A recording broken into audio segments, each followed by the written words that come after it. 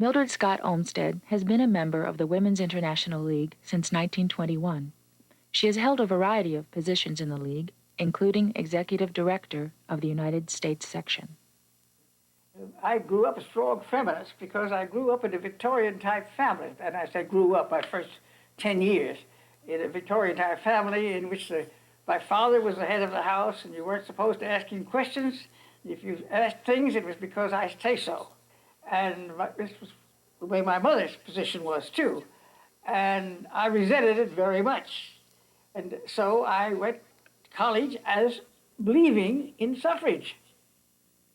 In 1915, the fight for women's suffrage was gaining momentum.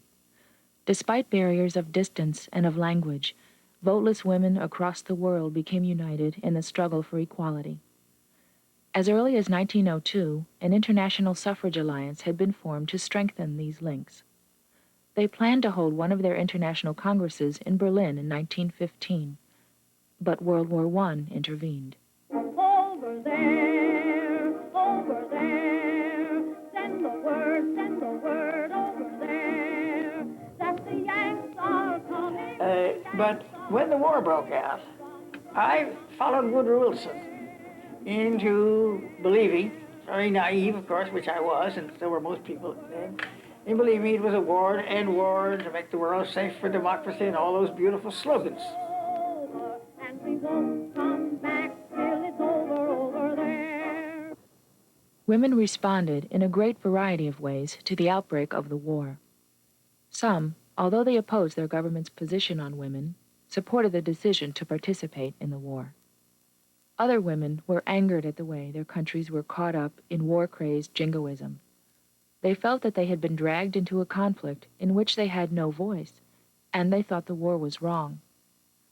These differences were the cause of what would become a permanent split in the International Women's Suffrage Alliance. After the war, Mildred Olmsted went overseas to do relief work. Later, she began working with the American Friends Service Committee. And the Friends invited me to work with them, and I went up into Grand-Pré area, northern France, the devastated region. And there I got all the other side, what the war had meant to these peasants, to these people living there. Some of them, they were coming back, you see, and they couldn't even find the houses. The whole tops of hills had been shot away. The people were living caved-in houses, and they were living down in the ground floor. The wells had been poisoned. We were right on the edge of a battlefield, and all the obstruction was still there. The prisoners of war, the prisoner of war camp, were assigned to help these French families rebuild, try to rebuild.